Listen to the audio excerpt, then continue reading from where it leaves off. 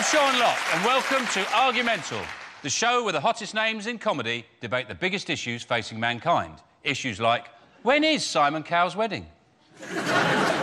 Do women ever go fishing? I suppose it's the being quiet. And is it wrong to take someone cottaging if they don't know what it means? Here to argue such burning issues are our teams. In the red corner, Red Captain Sean Walsh and his guest, Richard Herring.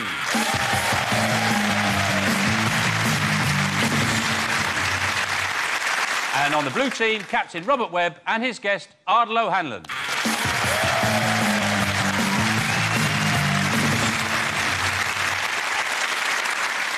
So, let's kick off with round one. And tonight, the subject under discussion is university. 3 years of soaking up the wisdom of our finest minds, unless you're doing drama. Mind-expanding, thought-provoking, life-enhancing, chicken-licking uni. But now the party's over. Students wouldn't think twice about spending £9 grand a year on skunk and condoms, but £9 grand for tuition fees? I'd rather be thick. The issue I want the teams to argue over is this. University is a waste of money. Supporting this statement on behalf of the red team, it's Sean Walsh. Yes, go for it. Thank you. Yes, thank you. University is a waste of money. Of course it is. Think, surely the point in going to university is so that you can go out and get a job afterwards. But if you haven't noticed recently, there are no fucking jobs.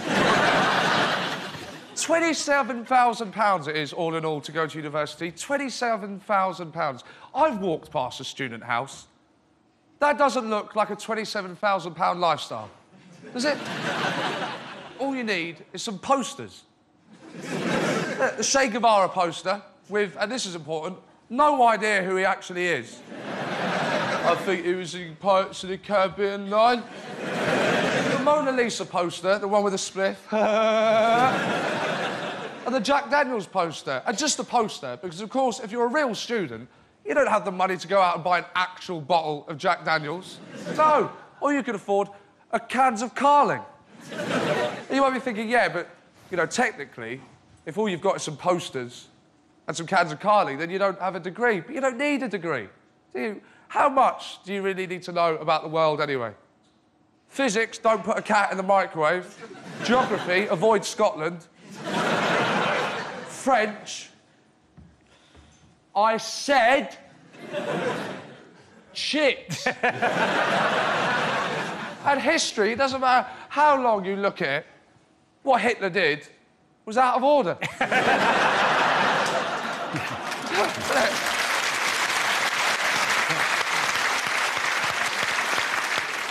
You know, I didn't go to university, but I didn't need to. I didn't need to go to university. I didn't need to waste £27,000.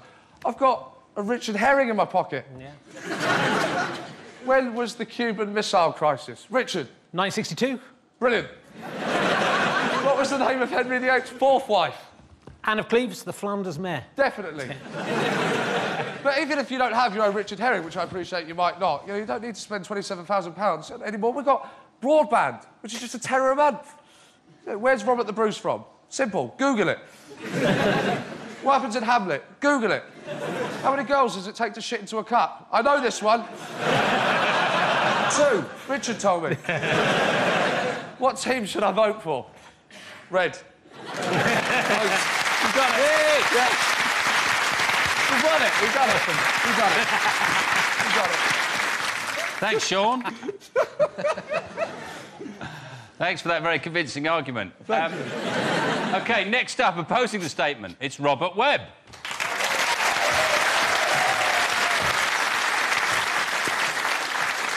Thank you. University is not a waste of money. Let's look at who went and who didn't go. OK, who went to university? Gandhi, yeah? Professor Brian Cox, Sting, yeah, all right, shall I go on? All right, let's go on. All right, who didn't go to university? Hitler, yeah, Louis Walsh, Genghis Khan, Fred West. Are we starting to see a pattern here? Yes. People who didn't go to university are either murderers or obnoxious TV personalities or both. Yes, there are exceptions. Margaret Thatcher somehow got into Oxford, but there wasn't much competition. Look at the timing. It was just after the war, when most other people were dead. I mean, it depends what you want. If you want to go and work in a bar, go and work in a bar. If you want to be a doctor, I mean, look, if I go to the doctor and I say, "Hello, doctor, I feel incredibly unwell. I'm a little bit worried I might have cancer."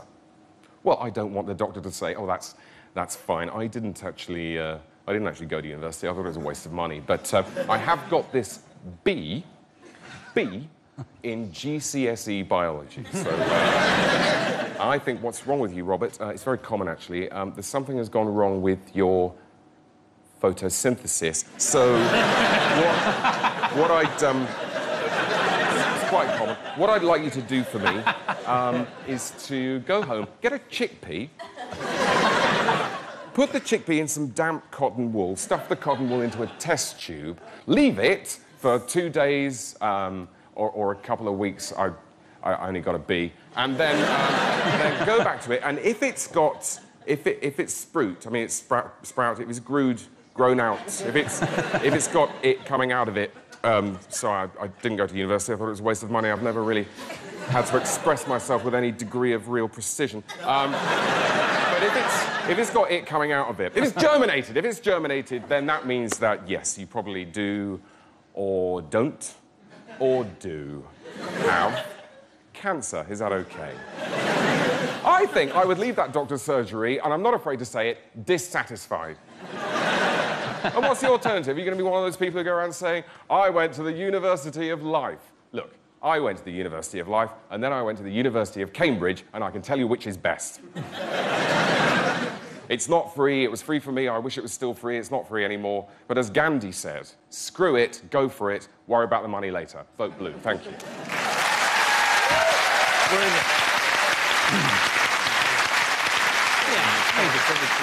Thanks, Robert. So, Richard Ardler, what have you got to say to back up your teammates? Sean completely ignored all the positives. The fact that you go to university, you meet lots of people from different backgrounds, Sean. People you can then ignore and laugh at with people from your own background. To be fair to him, he was meant to avoid those areas, the positive areas. 27 grand. What's that? You know, you get a brain for that. And you did mention that there's no work. You can sell a kidney. And do you know how much you get for a kidney? 27 grand. So it all evens out in the end. 27 grand, it's the cost of a mid-range Audi. Don't save up for the Audi. Go to college instead. I mean, I didn't go. That's become apparent. Yeah, I know. You know, I mean, I didn't go to university. I get all my knowledge from the £1 million drop. See, I worked very hard and did go to university and didn't lose my virginity till I was nearly 20 years old. So, you know, that's an argument for not going to university. No, I think there was more things involved than that, Richard. I think what they should do is they should price courses according to how useful they are. Like, for example, like medicine, you know, science courses, engineering should be £1,000 a year. Then the really pointless ones... English. Yeah. Yeah, like media studies, drama, training to be a vet. What's the point of that? That should be 50... I mean, you're going to eat the animals anyway. It doesn't matter if they're ill. You just have to cook them longer. Bob, you went to university. Yes. And you're sitting there. I am. New team captain. Your powers of observation. Thank you. Thank you. And I didn't, and I'm sitting there, we're both in the same position. I'm with but you had so to far. work for it, and I did fuck all. I did nothing.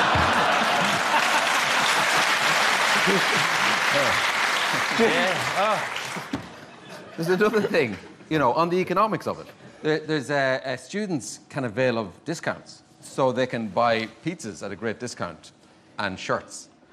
And if they buy those items in sufficient numbers, they'll probably make a big saving. Yeah.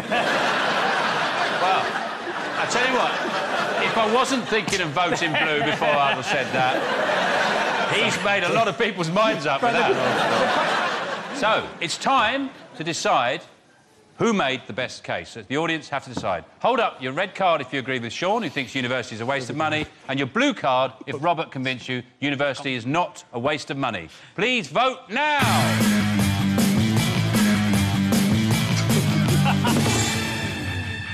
That's a victory for the blue team. Well done, Robert and Arnold. OK, our next round is called That's a Brilliant Idea. We're going to present our teams with a series of preposterous statements, then they've got to produce an argument in support of those statements. When I think they've made a convincing enough case, I'll press the buzzer. And we'll move on. And they must begin each argument with the word, "That's a brilliant idea." Robert and Richard, you'll play this one.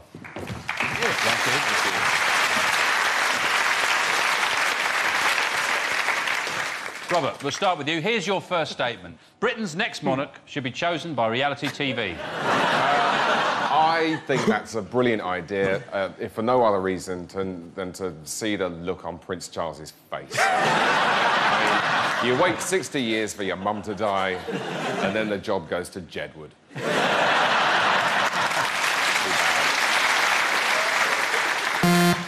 Richard, the NHS should be run by Rupert Murdoch. That is a brilliant idea because I guess if you had got some very terminal disease and you were going to die and the doctor was going through the case notes, at least page 3 would cheer you up a bit, eh? Robert, there should be a silent P before the S in Smints.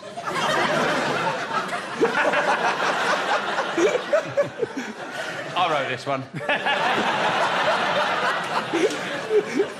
That is a brilliant idea. Thank you. It is a brilliant idea. Richard, to stop discrimination, everyone should be forced to wear masks. That's a brilliant idea, actually, but it wouldn't have to just be face masks, right? Because you'd be able to tell people's race and sex and probably sexuality from their body, so they'd have to wear a mask over their entire body, like a burqa, I guess. So sure, it'd be easier, actually, rather than having that, is just to save a lot of material. Why don't they just cut out the bit that they cut out from the burqa and stick that over all of the men's eyes? That would that would work. And we could do that. We could do that to everyone, no discrimination.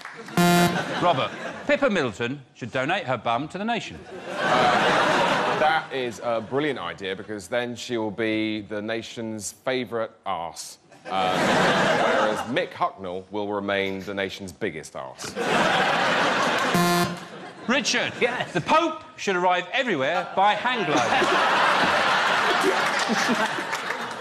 That is genuinely a brilliant idea. I know. But only if he's wearing, like, the pointy hat, as I believe it's technically called. Yeah. Because that would make him aerodynamic. If he's wearing, like, the skull cap one, they should fire him out of a cannon.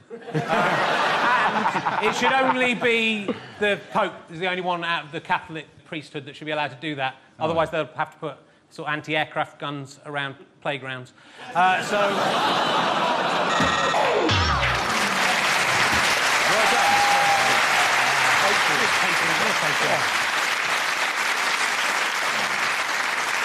OK, well done, both of you. But who do the audience think did the best job? If you think it was Richard, hold up your red card. If you think it was Robert, hold up your blue card. Please vote now.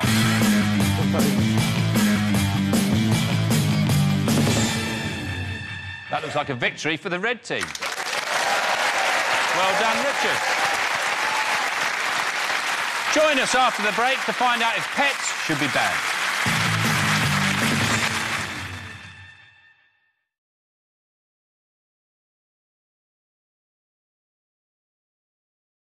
You're the guy I see every morning on the way to work. She's my best friend. I'm a lover. I think you're so hot. Jamie, will you ask me out? 100 new names, 100 new reasons to share a Coke. This is him. I need you to look at something. This was not in our vows. This is her. Are those real? Yeah, I'm just young. This is 40. Own it on Blu-ray and DVD now.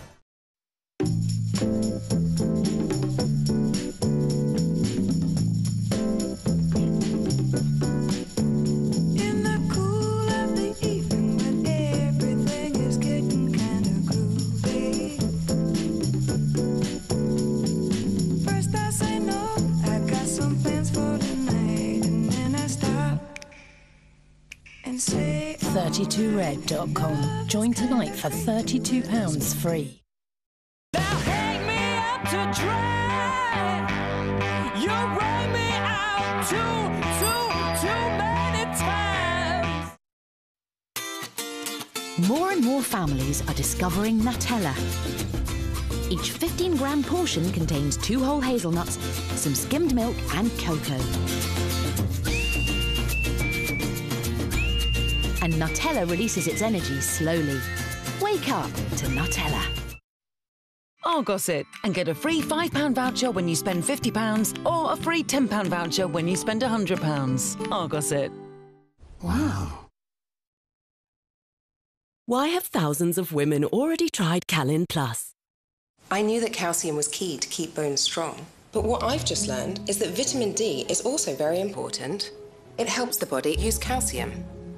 New Calin Plus yogurt. 100% of the daily needs in vitamin D in one single pot. New Calin Plus from Yoplait. Calcium plus vitamin D for strong bones. And Yoplait supports the National Osteoporosis Society. Over the years, I slowly put on the pounds until I just didn't feel like me anymore. That's when I said, enough. Now I'm back. A study has shown that XLS Medical, combined with eating less and keeping active, could help you lose up to 3 times more weight than dieting alone. It binds some dietary fat and is gentle on your system. Lose up to 3 times more weight with XLS Medical.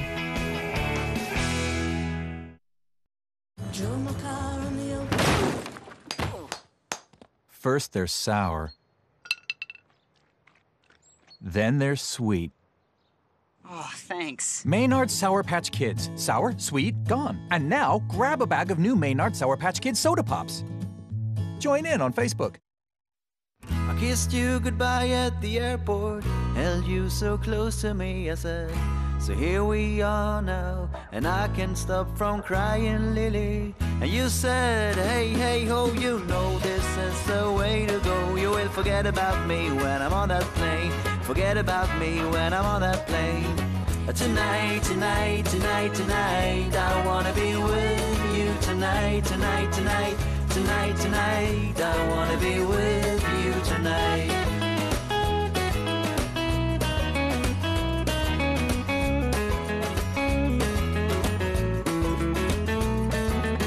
The plane took off and my love went with it. The chilly wind whipped my both cheeks hard. And the man who stood next to me said, everything is gonna be alright. I said, everything ought to be.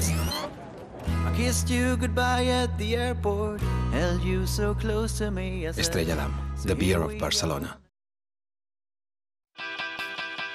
Oh, we definitely have. Complete. Zach was not a monster. Be careful, there's something bad here. It's about the taste. Finally, someone who understands.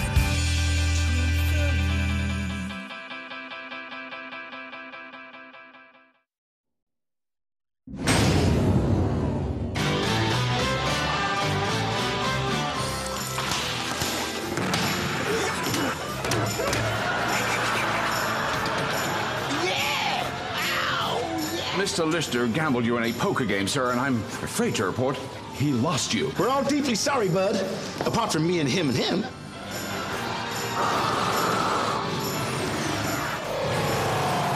Look at that, Dredge. Brilliant. Red Dwarf 10, next Thursday at 9, exclusive to Dave. Oh, look, a bit of pop-a-dop.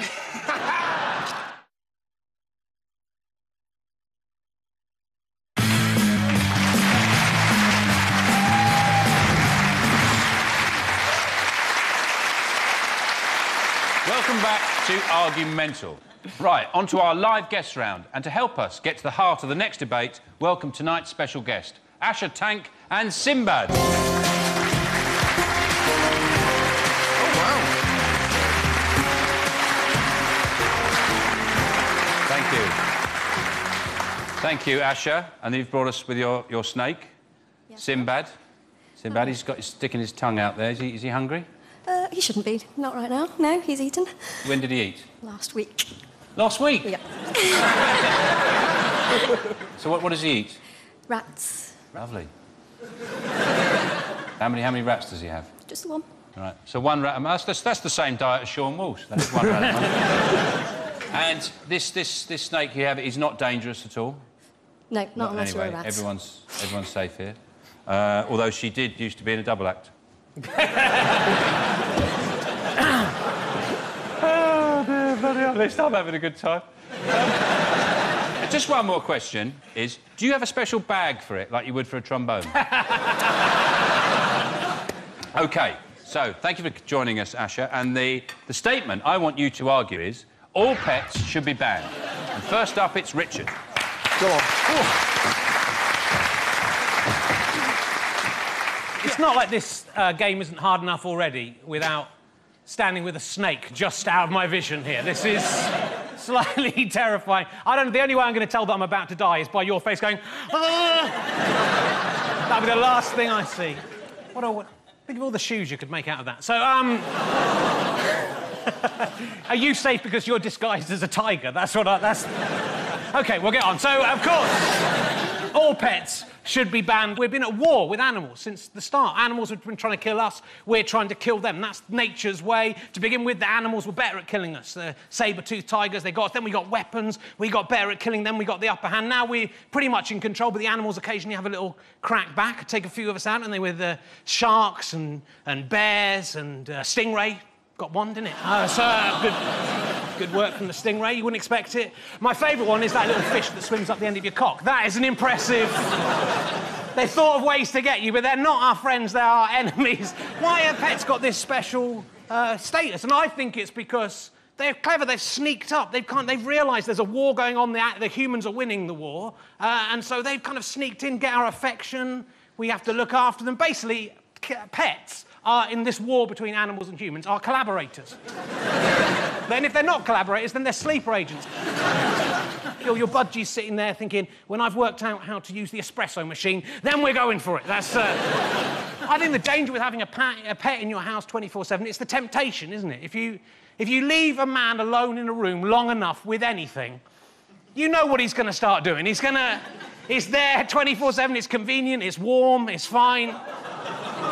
The temptation's going to be there. You don't know, ladies. You don't know what men are like. If you put a man in a room with anything the size of a hamster or smaller, at some point he's going to ask himself, can I fit that up my anus? That is your big temptation in men's reach.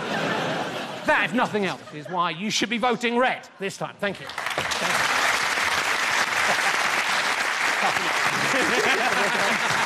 Well done. Well done. And next up, opposing Richard and arguing that pets should not be banned, it's Ardle. Yes. Yes, I am going to argue this evening that all pets should not be banned. I agree with Richard.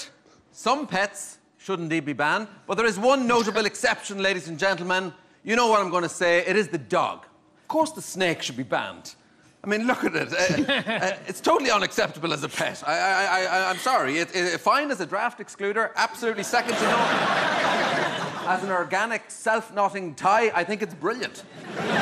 But the dog is an exception, ladies and gentlemen. Now, we all know here that dogs are not just great friends, but they're a great help around the place. In Switzerland, dogs rescue people in the snow. They do basic first aid and ski a bit. I can't even get my dog to sit, but that's my problem. Probably shouldn't use the Sean Connery accent, but that's, you know, another issue. But the brilliant thing about dogs is that they can tell when you're ill, which I think is very useful. It's like having your own live-in doctor, isn't it? Except cheaper and less patronising. In fairness, it's the same cure for every ailment, whether it's a heart attack or a slight graze. They just lick you. And, you know, that's possibly not my strongest point, but doctors don't lick you.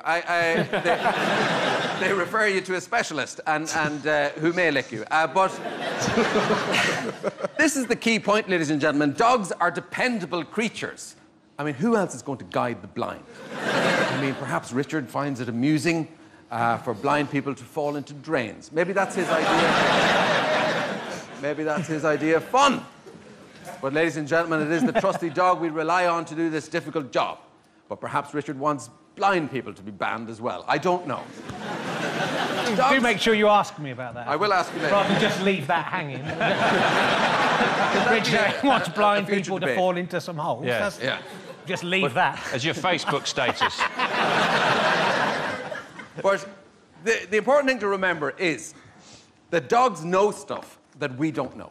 You probably know that dogs, and indeed other pets, kind of know when there's a disaster imminent. There's a lot of anecdotal evidence from Japan recently that in advance of the recent disasters, that dogs became very agitated and moved to higher ground. And so, you know, this really is helped, handy. didn't No, but OK, I accept that we can't rely on animals exclusively for our information. I mean, you can't be 100% sure if it's a tsunami coming or just the postman. But it slightly undermines my own argument. I know that. The point remains that dogs know stuff.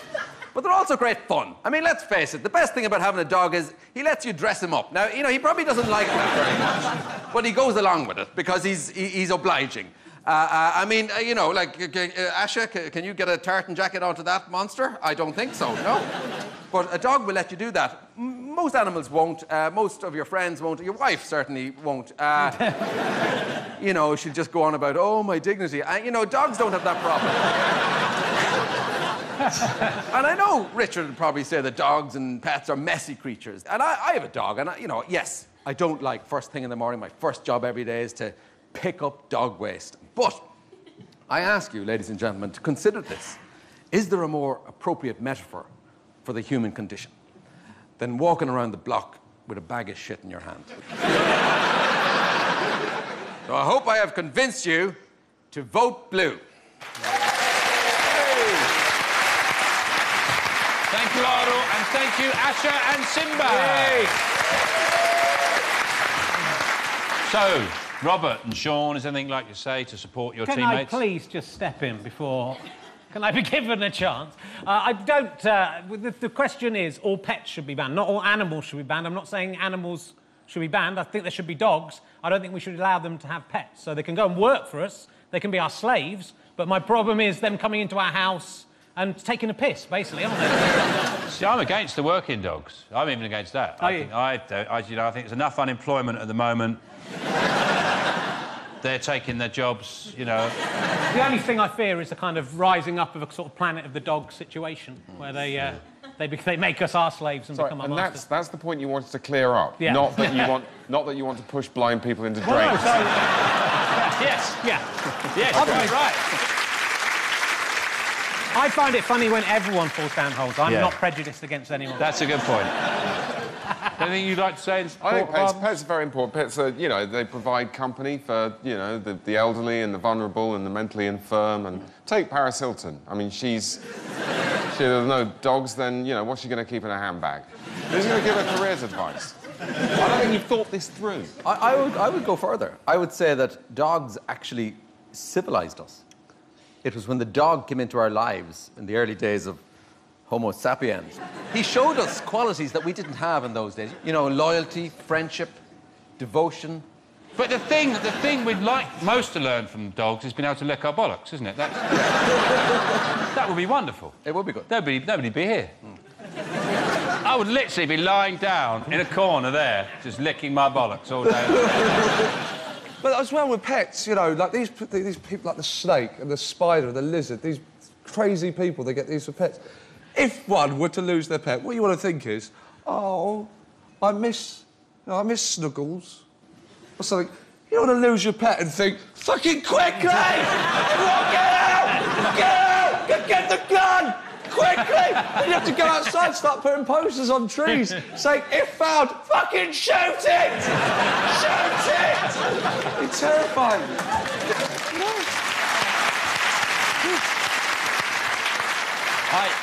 You know, I hate that. You know when people put a reward up, they've lost a dog, and they put a reward up. And it really annoys me. Because I think, what sort of mercenary bastard do you think I am? If I found Tiddles, that I wouldn't phone you up and hand him over to you. That I'd hold on to him until I got a satisfactory amount of money. Is that how how you see the human race? Is that what having dogs in your life has done to you? What do you think I'm going to do with it? Put it in an orange jumpsuit and send a video to Al Jazeera? Oh, makes me sick, that. So, it's time for our studio audience to decide who made the best case. It's blue for Ardle and red for Richard. Please vote now.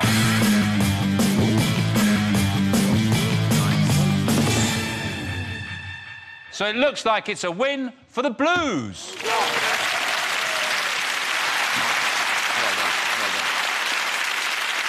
It's interesting that dog shit sends you blind, and they use dogs for blind people, isn't it? Yeah. I suppose there's no danger after they've actually gone blind. That's what they're thinking. If I'd said that before, that could have swung the whole thing. That would have been enough. Yeah, I can see people spinning them round now. Before we go, there's just time for the picture round. I'll show the teams a series of images. All they have to do is suggest what argument the picture is proving. Here's your first one. This is almost certainly an argument for having less tits at the Notting Hill Carnival. I think it's an argument for planning ahead, and that's Boris's to-do list. It's an argument for properly explaining the rules of hide and seek to dimwits wax. I think it's a very strong argument for Ken Livingstone. Yes.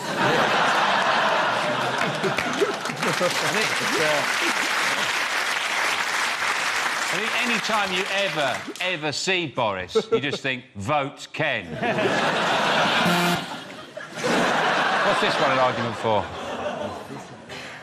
This is an argument. This is an argument against the German remake of a Jackie Chan movie. I think that's an argument against the zoom function on a camera. It's an argument for bigger equipment. Look at the camera beside it. Is it an argument against smell-o-vision? No, it's an argument for giving the Nazis back their uniform. Whatever she's doing, it ain't working, is it? It's having no effect on him. His left bollock is bigger than his cock. It's an argument for if you've got a tiny cock, don't become a nudist, isn't it? I'm a grower, not a shower, that's what he's saying. It's like when his tripod's going up, we think he's the... I'm like this tripod, honestly. I'll tell you what it is. It's an argument against writing your lottery numbers on your wife's foot. I think it's such a shame that we've gone to all this trouble to get up and perform and try and come up with ideas, but the funniest thing on this episode is going to be it's just a tiny cock. Here's the next picture. What's this an argument for? It's an argument against ordering the set dinner in a French pub. An argument for finally allowing the euthanasia of Zippy and George. It's an argument for not talking to the character down the pub. It's an argument against alcohol, because that pony's ended up with a right minger.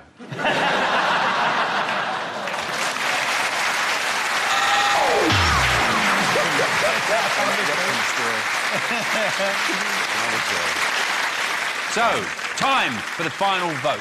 Vote now.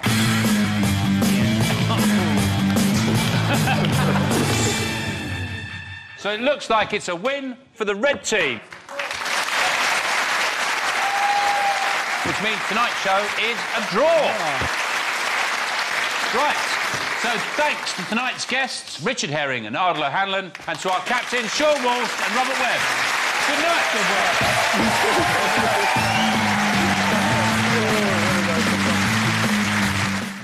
The sin bin has been polished and the audience have rehearsed the thick and slow song. Our Murray's Compete for the Meat is next, here on Dave.